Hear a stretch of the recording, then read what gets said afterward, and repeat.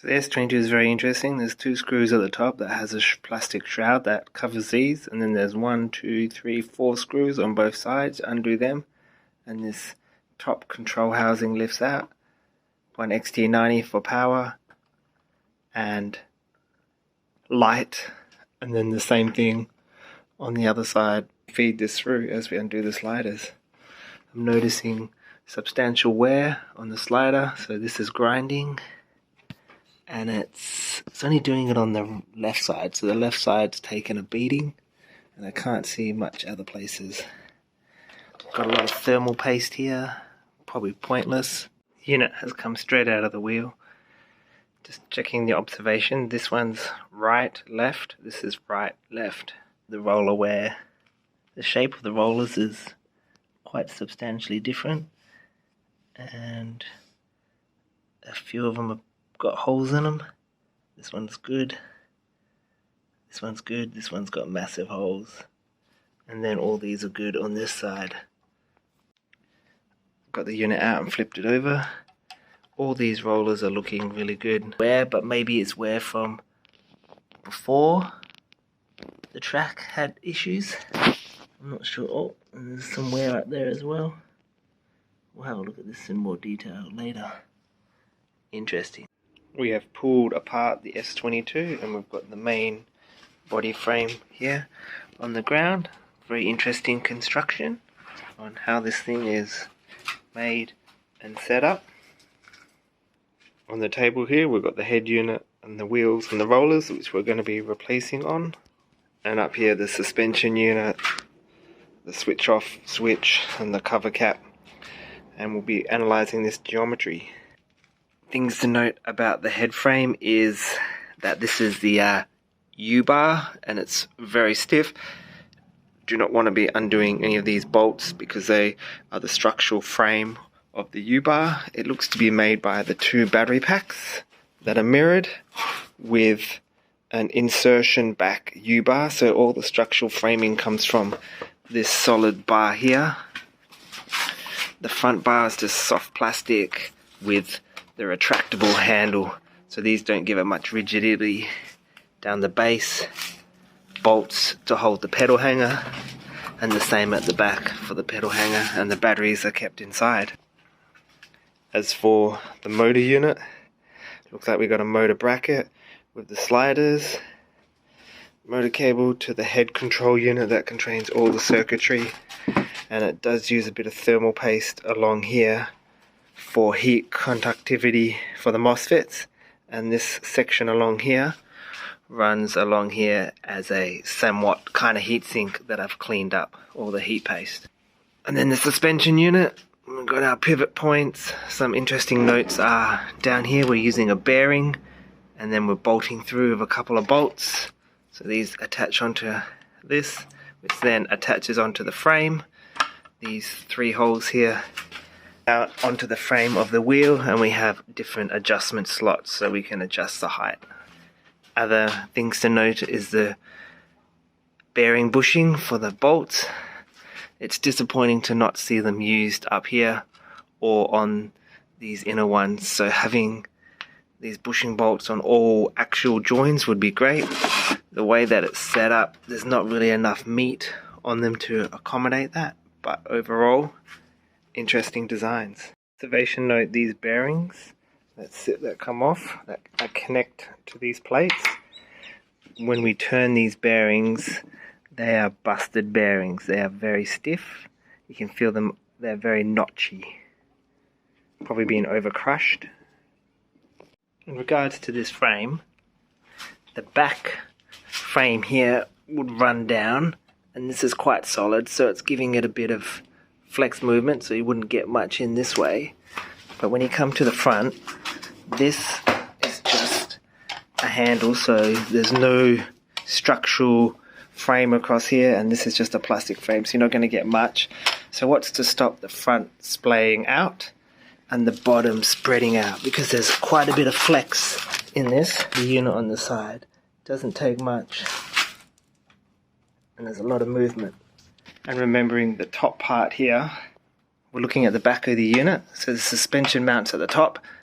The bottom part of the suspension runs on these brackets that are held here, but this here part is not this frame.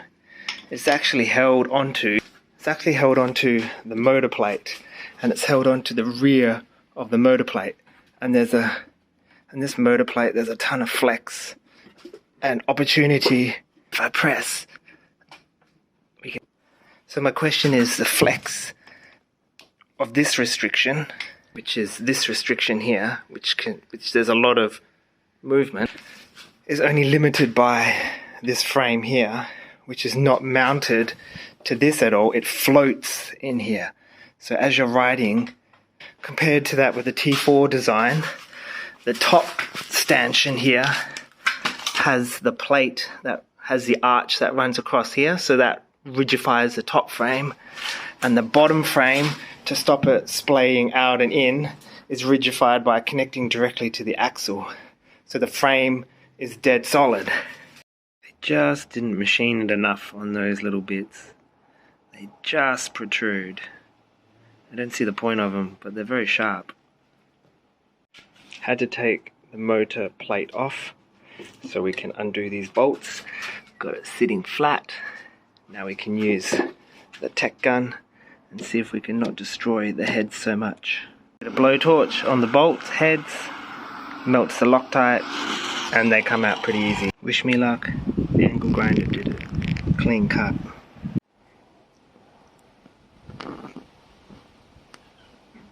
Nice detailed look inside the stock black rollers. They're solid. It's very strange. When some of them blow out, they have these hollow sections in them, which is quite bizarre. Manufacturing defect. I also see a very distinct wear pattern on the roller compared to the shape. Compared to the shape of the roller, it's not perfectly even.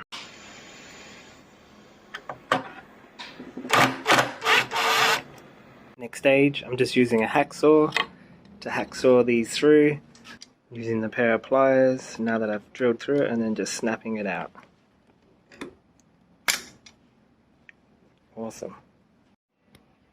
So give us a look at the rollers and the wear profile and the shape of how they're wearing, as well as some have holes blown out of them. That's coming up. Nice and shaky footage. Now that the rollers have been prepared, we have them printing a fresh set, and these should be done in about an hour. Printing nice and slow because speed doesn't matter. Just grab a bearing, the printed part, put it in the vise, crank it around, and it just pops straight in. So it mostly goes in, and then it just requires that final press.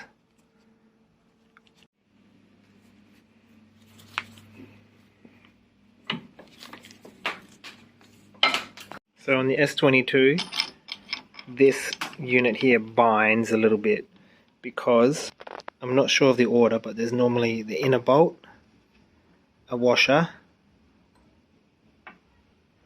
the back plate harness. There may be a washer there, or there may be not, it doesn't really matter. This would come across, and then you'd probably put a washer on this side, and then this would bolt straight in. Now the issue is the height of the inner bolt to the outside wall recess. This bolt needs to sit higher than this wall recess. Otherwise, when this bolt goes in, if it's pressing against here, you'll get binding and this won't turn. So let's put this bolt in and see what happens. So if we have the bolt, a washer, no washer, this, and a washer on the outside, and we're not even doing it tight, this is pretty stiff. It doesn't look it, but it's stiff compared to... So the only way that we can fix this is I remove the washer, so there's no washer now, and we insert this here. So now the thread is sitting higher than the recessed edge, so this threaded edge is sitting higher than this edge here, and we can just feel it. So the best way to fix it, so these are loose, but the bolts are tight, and there's no friction on it. It is bolt, inner bolt, so female bolt, the plate, one of those thin washers in between, and then the other bolt and that works good, and then you'll end up with 2 spare shim washers. There is a tiny bit of movement, but you can't really do much about that, because if we add the shim washer on the inside, this doesn't protrude enough, and then it binds, and if it binds, it unscrews itself and then it clonks against the wheel. So I'm going to see how we go with this. And so this is a poor man's fix. We're just testing the suspension, so the fact I can turn this and there's no binding, and that we can turn this one and there's no binding, and the one up here, this was the tightest one of them all, but we can still turn it and there's no binding. The last one is just this base one, which are these bolts here, and we'll put that together and see how we go. But the one I was most concerned about were these ones, but we're looking good because they're loosey. And we know we've made great progress when we've got it bolted up here. Put in some spring washers just for fun, because I haven't Loctited it. Sitting off the base of the thing, and we've got nice loose suspension movement. Now comes the big reveal. We'll get the TPU rollers on both sides. I'm going to slide them in, feed up the head first, and see what it's like. I don't know how I'm going to record this. Having never put one of these together before, I always wondered what this inner groove between the batteries was for. Depending on which side the motor cable runs up, that groove cut out is for that. And these rollers slide in really good. They are a bit stiff, but as we push, get this controller through the top, which it is, and just push it up. My tire is deflated, doesn't need to be, because I pulled it apart wrong originally. Nice. Okay, we've got it together. Just putting these pins back, and you notice that it is just sitting below. I really want that to sit slightly proud, because when I tighten this bolt, it's going to bind. The bolt out just to see, is it going to stop short or is it going to sit flush? That is sitting dead flush. It's going to bind. And how do I know this bolt is binding? I can turn it freely. I can turn it freely.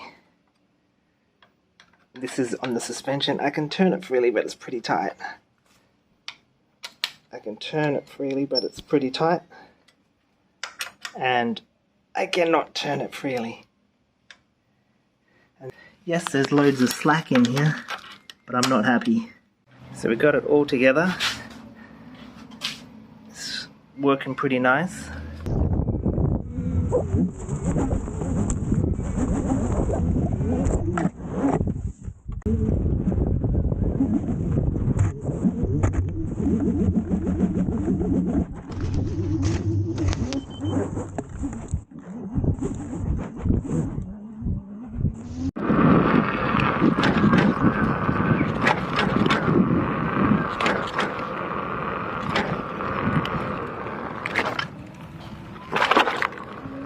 Just removing the pedal hangers, which are the 4 bolts, 2 on the back, 2 on the front. There are these black bolts here, pretty short. As you can see, they're pretty short, and I've opted to replace them for a longer one and use a lock washer, just because I like lock washers.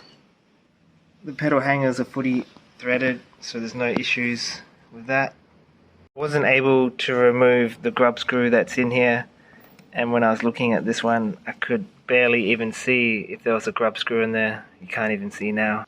And the pin on this one was really tight, and apparently you have to swap the hangers anyway, so I'm just swapping the left pedal with the right pedal to adjust the forward and back position, which is quite simple.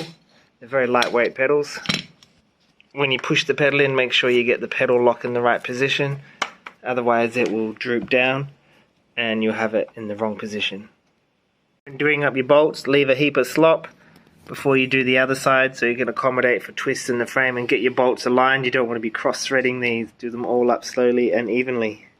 I only do my bolts up to torque setting 8 because you're going to notice a pedal hanger bolt if it's literally half hanging out up here. That's something great about this wheel is you can easily inspect all the bolts on the suspension and on the frame for loose bolts. Here's my natural foot placement. A bit of a overhang at the back, but the front's pretty nice. Well, let's give it a couple of 100 Ks like this. I do like it. What are these rollers looking like? Well, this is bizarre. This roller is not making any contact. This one's doing the contact. This one's got half contact. This one's doing a fair bit of contact. Interesting. And then on the other side, this wheel's not making any contact. The bottom wheel is not making any contact. This one's taking it all. Okay, let's flip the wheel over and see. So I just flipped it over. Now the bottom one, this one is making a lot of contact. It's not wearing. I can still see all the layer lines. Perfect. So that's as it's printed. They weren't the exact best prints. Not getting full contact on it. Very fascinating. I have been riding it in the dirt. This one's not making any contact. Lovely. And this one's making a lot of contact, where these bottom ones on the other side aren't making any contact. The bearing that sits on the arm, the bolt wasn't sitting center, so I knew something was up, and it looks like the bearing's blowing out. That definitely needs replacement. So we've got the linkage arm, and this sits here. I'm not sure. Yeah, it sits here. And then there's like a bearing that sits on the inside here, which is the remains of this part here. But it's like a double bearing, because this sits here, so that sits flat. But then when that comes out, there's like another bearing in here already that you can just see, and you can just see the rollers, because that rolls as well. So it's like a double bearing. And it sits with this, with two shims that we're sitting between. So it's a bolt, the female end goes through, two washers, and then this. That's how it was set up. But this is blowing out. And I knew it was blowing out because the bolt wasn't sitting square. So I just pulled the other side off. I put the other side, broken side back on, but when I look at this, I can see a bearing join line, and it looks almost as if there's two bearings pressed in there. Looking at the suspension, just a straight pin, no bearings. We have a bearing inside the black, and we have a double bearing inside the red, and then we have no bearing at this side, and then we have one bearing, I think, if I remember right, down here. Man, I can't remember. So just heating up this plate area to get the bearing out. I've got one bearing out and there's one sitting inside. You can have a look at the Dremel in there, attempting to Dremel it out a bit.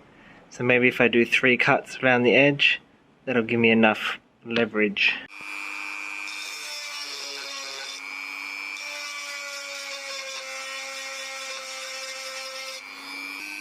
You can see the bearing in there.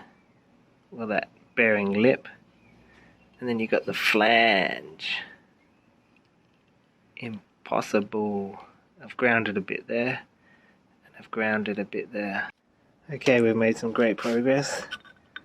We have been able to cut the bearing all the way through, and now it moves, and the piece of shit will come out, and it's still really tight. Let's knock it out. So let's look at it. I did have it in the vise with some soft jaws. I got aluminium soft jaws under here and a cloth. Pretty happy with how I got it out, and the inside of that, not too bad. Pin is 25mm, we push that through. Then we add a 0.6mm shim, and the way I found the wheel, there was 2.6mm shims, so we'll add both. And then we add the suspension arm, and then when we look here, we can see that bolt does not sit high enough to supersede past the red flange. It's hard to see, but when I put my screwdriver here, I can feel it colliding. If I remove one of the 0.6mm shims, they now sit slightly more proud and the screwdriver doesn't collide, and that's going to be perfect. You wouldn't believe it. That is now sitting flush because I chopped a tiny bit of thread off the bottom. I'll screw this one in and show you what it looks like. Just placed it in the vise, screw it in by hand, and now it's really tight. And it's locked. I can't do any tighter, and we've got a small smidgen. Now I'll angle grind it. So the one that I've angle ground is 25.67, and the one that hasn't been angle ground is 26, so that's the whole mil too long from the bolt bottoming out. They're not using a match set, which is a bit strange. I don't know why. But this is the one I angle ground and it fits a lot better. I'm only cutting off a slither, that plus the angle grinder width. Just angle ground both of them and they both sit flush, as they should.